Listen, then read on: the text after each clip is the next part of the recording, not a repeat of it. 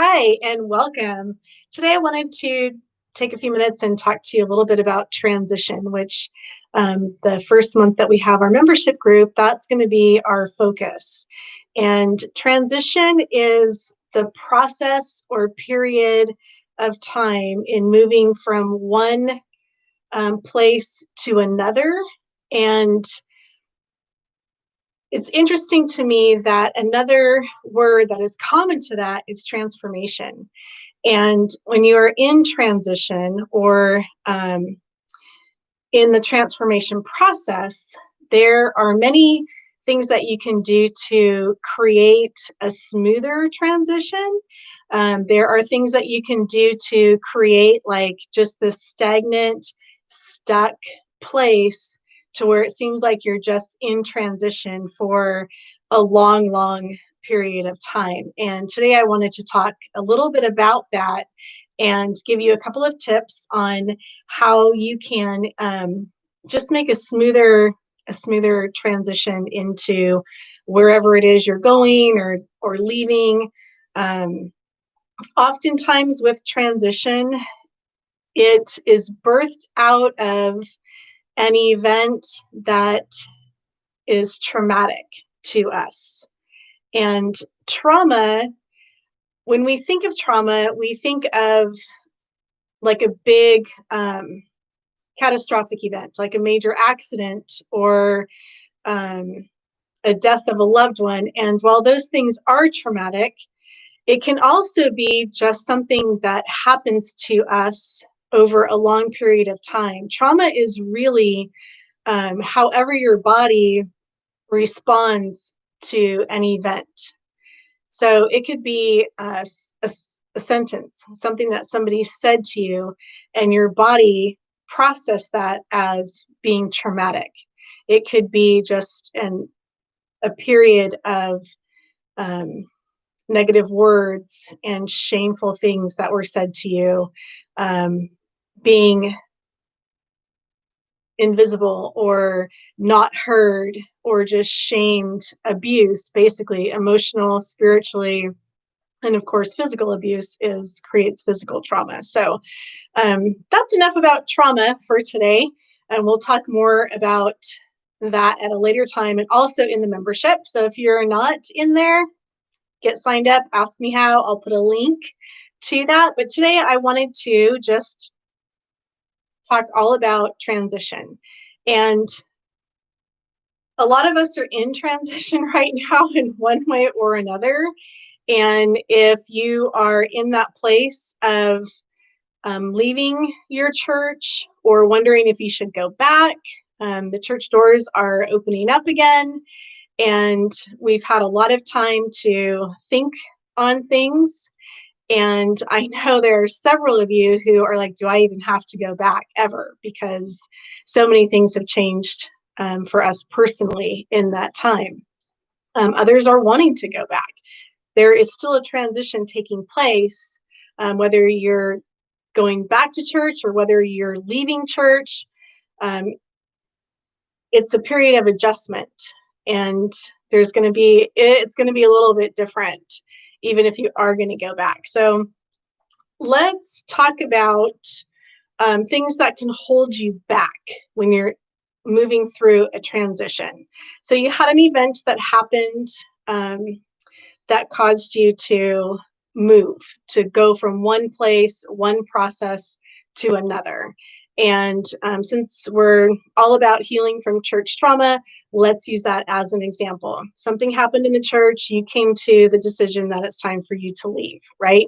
So when you make that decision, you're starting a transition process.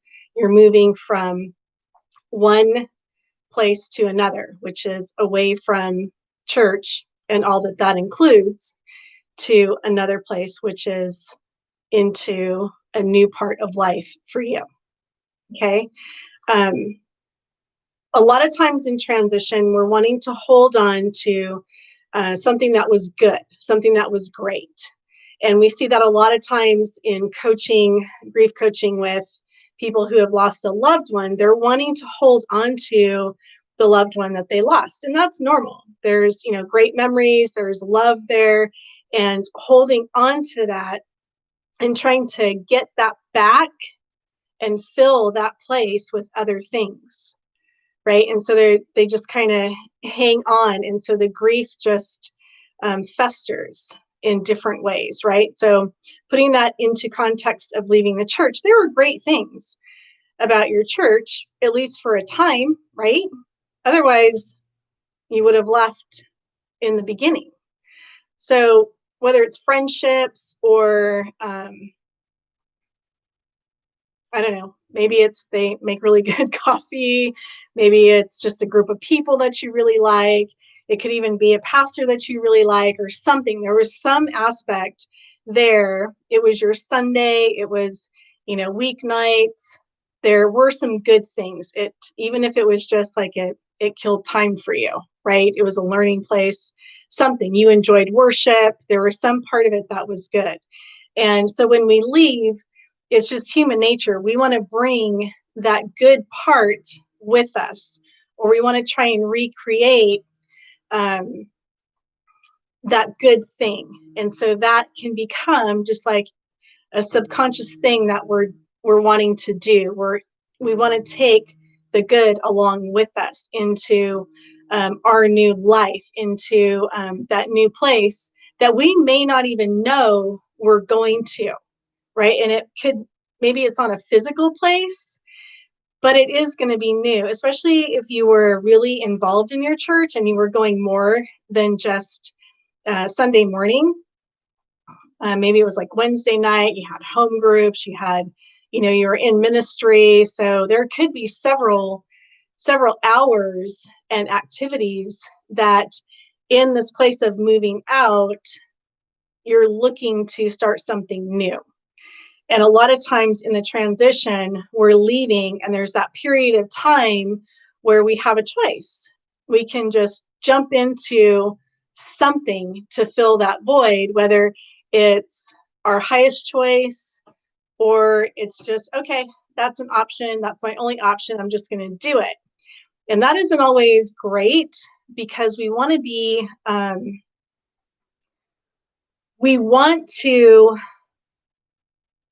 choose activities not as just a replacement, but as something that's our highest choice, that is going to be loving and nourishing to our soul, to our body. We're going to need rest, right? When you're coming out of something that is traumatic, your body will need rest because your stress hormones were activated, and that takes energy, and you have that adrenaline, and that can go on for months and months and months. I have a natural health background, and so there are people that they live in that state for years. Their body thinks they're trying to run from a bear for years and years and years.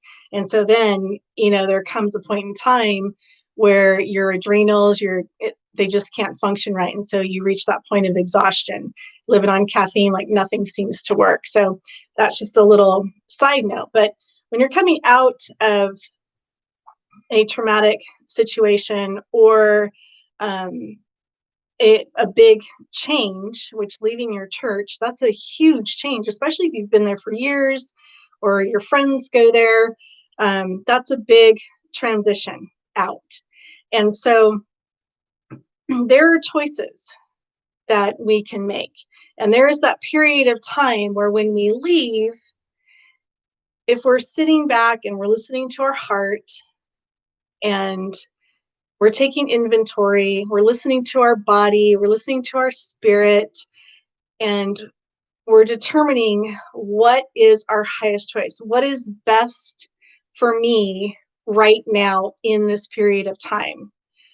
And so we have a lot of free time, right? We have at least a few hours on Sunday that our mind is going to engage in something during that time, or we could fill a void. We could be hours during the week as well. So that period of time in the transition is like a mini transitional time. And so how do we do that in a healthy way so that we're not just like replacing um, one bad thing, one traumatic thing for something that may be just as harmful in a different way, right? We need rest. We need to remember who we were before, who we were made, created, or just who we were before that happened. Sometimes we lose part of our identity. There's a lot of loss that comes from a traumatic experience. And so during transition, it's like a whole new life is starting, a whole new you is starting. And I know for me, when I've come out of that, when I finally decided to walk away, it's like, who am I? Who am I without this? And what do I like to do? What nourishes my soul? What is healthy for my body? What is healthy for my spirit and for my mind? What is going to keep me from those runaway thoughts? Or, you know, in searching for that happy place, we read books or podcasts or watch videos. And what is my highest choice, even in that area? What is going to be healing? What's going to be healing to me and help me to transition and move forward, not getting stuck, right? Not making a 40-day journey a 40-year journey, because we can do that in transition, especially when we're trying to recreate and take what was good from what we're transitioning out of into our now, and then creating a future with that. Now, I'm not saying that the good things will not manifest in our future or at some place in the process of transition. But speaking from experience, laying everything, just laying it down and really remembering and learning who we are, who I am right now. Because when you've been through a traumatic situation, you're not the same person, right? There are pieces of you. There are things, when you say yes to something, you're saying no to something else. So if the majority of your time was spent in church or church activities or ministry, or with people that were within the church, then oftentimes hobbies, things that we love, like I love hiking, I love the mountains. And when I was, deep involved in church, we really didn't even take family vacations. It was all about work and church. And so I forgot a lot about what that part of who I am and what I need to nourish my body, my mind, my spirit, to recharge, to rest.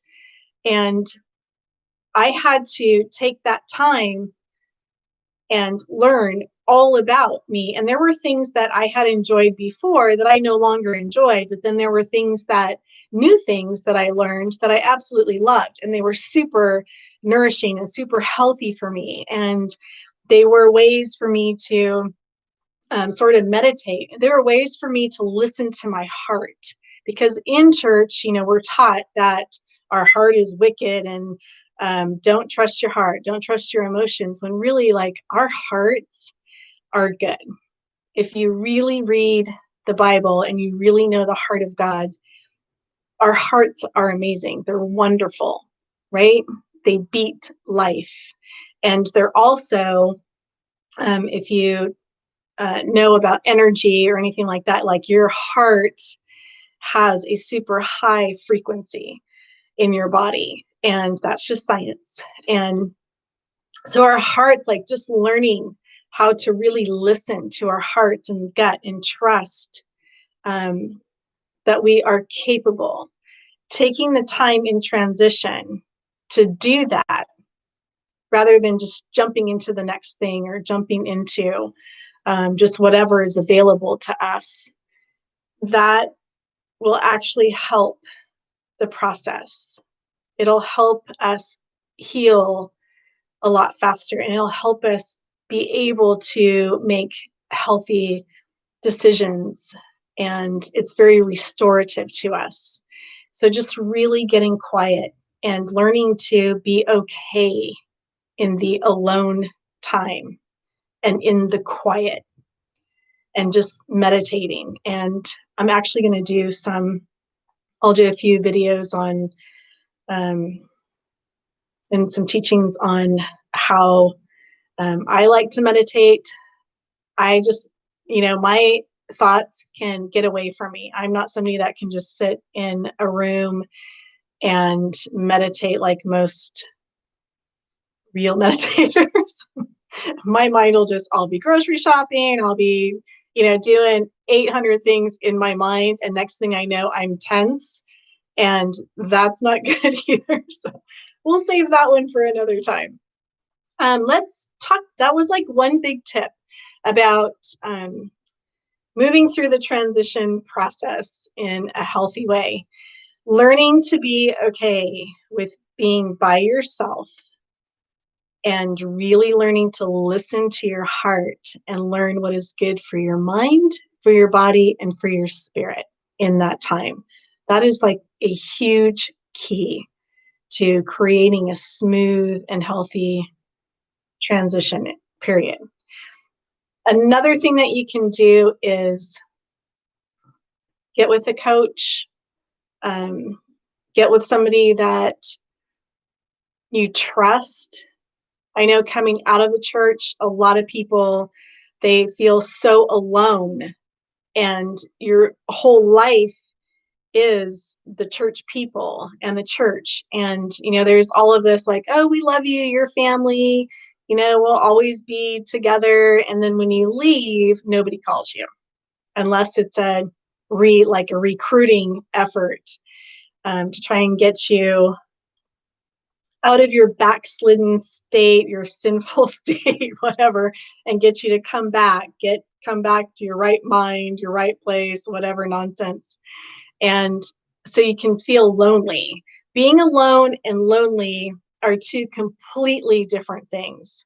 I was in a church, several churches, and I can tell you, I have been around like a ton of people and thinking that they were family, friends, whatever. And I felt very alone and like I couldn't be myself. And when I was actually alone, I was less lonely because I was learning to be me. I was learning to be okay with being alone. And if you can master being okay with yourself, then you're way ahead of the game. Like that, it's okay. And that is a huge fear that so many people have, is just that fear of being alone. And in the stillness, in the time of being alone, you can really hear what your heart is saying. You have all the answers. Your heart knows all of the answers. You get gut feelings. You have common sense. You have an amazing brain. You've just been traumatized. And so your thoughts may not be super trustworthy, but your heart you can trust. And when you're going through transition, oftentimes there's a part of your heart that's been broken, and that's what's put you into this transition. Very few people wake up and say, hey, I'm going to just change my entire life. I'm going to move. And I've done that, and that is transition, but that's sort of a different type of transition. There's still stress and, there's still tips and things that you can do to really take care of your body so that you're not just burning yourself out in the process for that. But oftentimes, more often than not, it's because something bad happened that we're sort of thrown into this place of transition. So finding people and surrounding yourself with people that actually love you, and that you can trust. If you're surrounding yourself with people who are giving you advice that doesn't ring true to your heart, that's not good. It's okay to not take advice from people and still be friends. Um, I would find, I would actually go through, I would hire a coach to help you through it, at least initially. And I know that for me, when I actually came to the place of doing that, it helped me tremendously. Because you, especially coming out of a traumatic church situation, an abusive church group, that one of the first things that they do is create this thing in you that you believe that you can't trust your judgment, right? You can't trust what your heart says. You can't trust your common sense or what your mind's telling you or what your gut's telling you. And they make up all kinds of weird excuses. I think I did a video on that. If you have any questions about that, then let me know. So when you're coming out of that, most of us are not really in the place of saying, hey, yeah, this is what I'm going to do. And I feel really great about that. Most of us are in that place of, this is what I think I maybe want to do, but I need advice. I don't know if I can trust myself. Did I even make the right decision leaving that church? And, you know, people are mad at me, God's mad at me, blah, blah, whatever it is. And I know a lot of people, when they leave, they're just like, I want nothing to do with God. I don't believe in God. And that's fine. Wherever you are at is okay. It is okay where you're at. Just keep moving forward, keep pressing into your healing, right? And learning how to listen to your body, to your heart, to your spirit, and all of that. Let's talk about a couple of things that can hinder your transition process, that can help you delay it. One, I touched on, and that's trying to bring in the good from the old place with you. You're putting it in a suitcase, right? And you're taking it with you. And, you're focused on that, where you're looking for that, right? You're looking for that. You're focused on the loss of that. That causes grief response to just sort of escalate. So you're going through all of um, the grief stages. You can be angry because it's not manifesting. And so that can create this sort of stagnation and irritation and frustration and sadness. And sometimes those emotions are all in one day, but you've got this suitcase that's just full of this thing that was good and that you want to recreate, and it's not happening. And so what can happen is we romanticize it. If it's not manifesting in the way that we think it should, then we begin to sort of romanticize it. It starts to look better than it actually was. We start to believe that it made us happier than it actually did. That's kind of romanticizing it. We sort of excuse the bad parts of it. And when this happens, a lot of times this is when people will go back to the church, because the good outweighs the bad at this point. So when you're in the transition, right, and you are doing this whole like hanging on to the good and you're mulling it over, right, and you have people, maybe you have people talk to you, oh, was it so bad?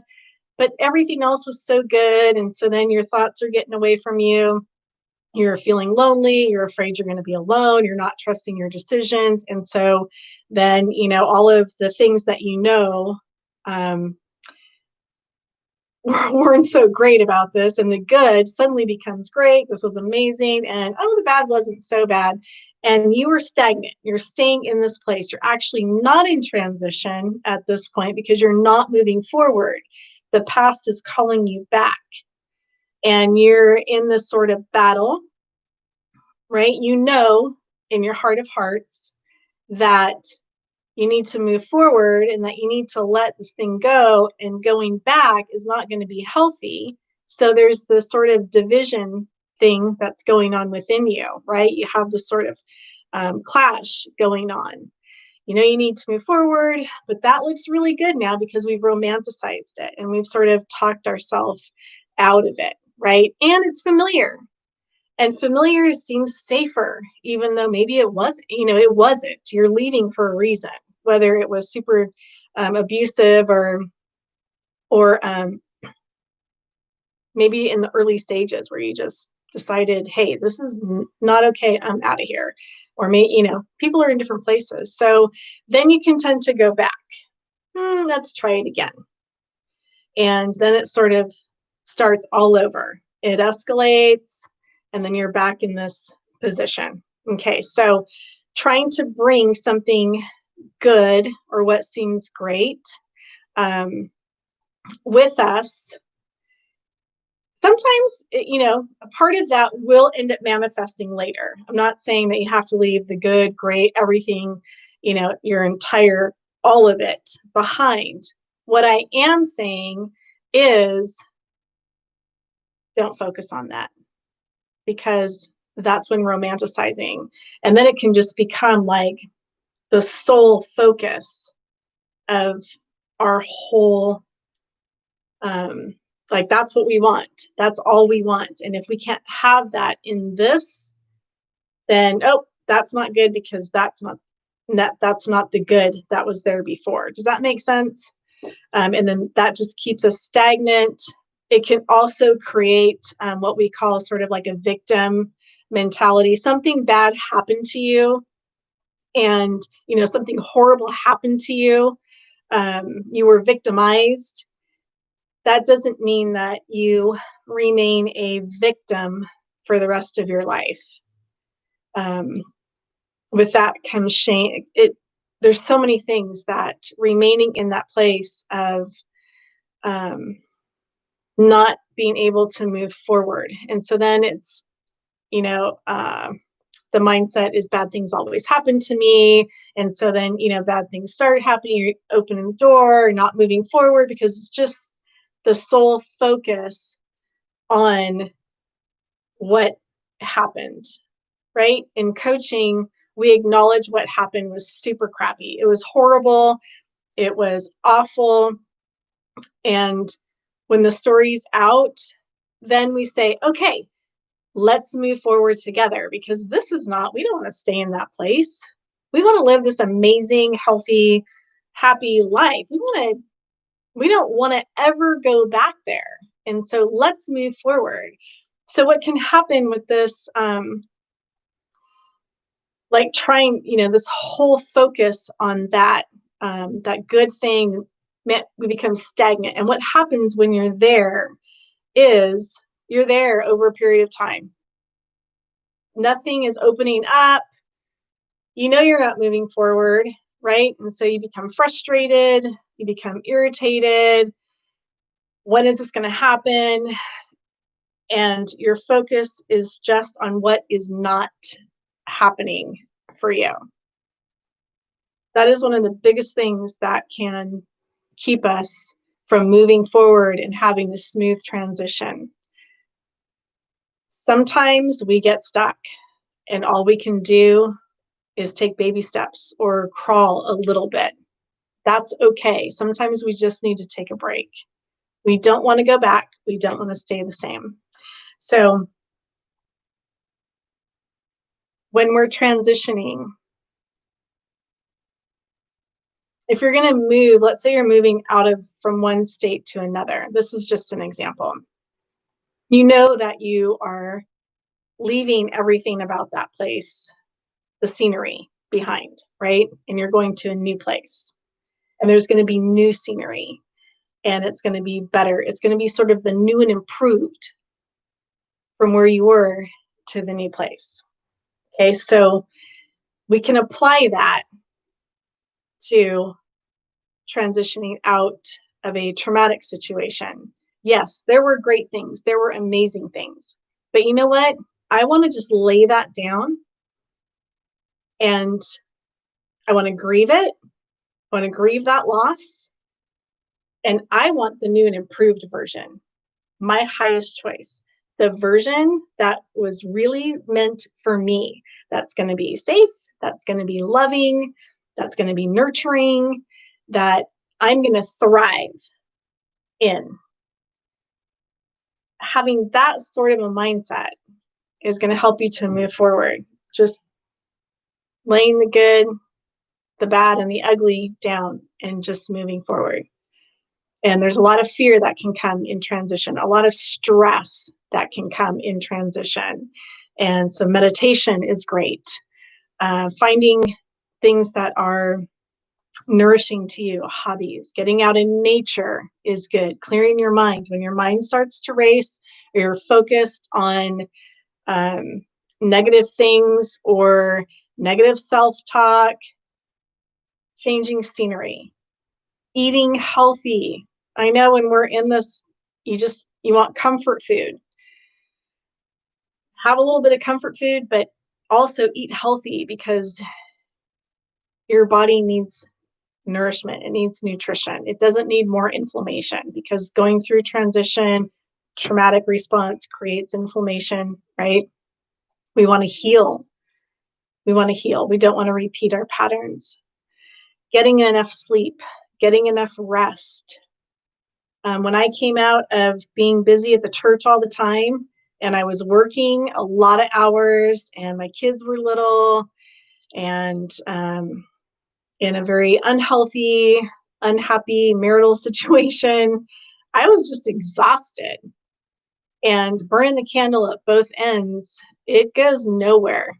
That candle goes out. The flame goes out real quick. And then that's a whole other set of transition, right? So just taking that time. And it also helps you, you're taking little building blocks, little steps, and it helps to shorten the transition, because you're building along the way things that you might not even necessarily be aware of. Okay, we go through transition and we're just eating like, junk food, or eating like crap, whatever. We're creating this inflammation. We're creating just ick, weight gain, just icky feelings in our body, aches and pains. And a lot of people coming out of traumatic situations have all that stuff anyway. So do we want to add to that? No, not at all. We want to get rid of that, because then that creates junk in our, it's all connected, body, mind, and spirit. It's all connected. And your body, everything's going to try and bring balance and pull from different areas. So getting a lot of rest, eating healthy, plenty of water. Walking is amazing, because it's nourishing. You're getting some exercise, but you're not overdoing it for hours at the gym. That can actually, if you're coming out of a out of a traumatic situation, then that can actually do more harm than good. So nurturing you. Most churches teach that you're selfish if you actually take care of yourself and love yourself. So I know for me, I had to completely learn all that. And it was a struggle, because you feel selfish, because that's what you've been taught. But I've used this, and I know many other people use this. I've used this with my clients for years. When you're on the airplane and they're talking to you about the oxygen mask, what do they tell you? Put yours on first before you even think about helping anybody, even your infant, right? If you put that on your infant first, or on somebody, and you don't have oxygen, you're not helping anybody. You're dead in the water. So taking care of yourself, we give from our overflow. If you're exhausted and you're not sleeping and you're not thinking right and you're inflamed and you're crabby and you're just, everything's a mess, you're not having an amazing life. You're not able to help people. Like, you're low functioning, really. So take some time. If you feel selfish, great. I give you permission to feel selfish. If you are going into this self-care thing and you're feeling selfish, that is okay. That thought will change once you begin to come alive and start to heal. You're not going to feel so selfish because you have to take care of you first. You are valuable. You are so worth it. So, healthy transition. Take care of you. Yeah, have some chips. You don't have to like go into the strict diet, um, fasting, and all that stuff, unless you want to. Some people thrive in that. It creates structure, um, but it's finding that balance. So self-care is huge, huge tip for a healthy transition, and finding somebody that can come alongside and encourage you and speak some truth, your truth, like help you find your truth is good, right? And not bringing things from the past with you and focusing on your healing. And a lot of things that come with transition, stress is huge, and we know what stress does to our body. So that is really kind of the gist of what I just wanted to leave you with a couple of things that can hinder you in a healthy transition, and then a couple of tips to help you get through. If you would like more information, please contact me. July, our whole focus in our group is on transition and how to go through healthy, how to recognize red flags, how to um, how to have a healthy, smooth transition, mind, body, and spirit. All about, healthy eating. It's all going to be just full of simple, personalized plans that you can easily put into your everyday life and have fun with it. We have fun too. So, all right. I love you. Have a great day. And I'll see you in the group, hopefully.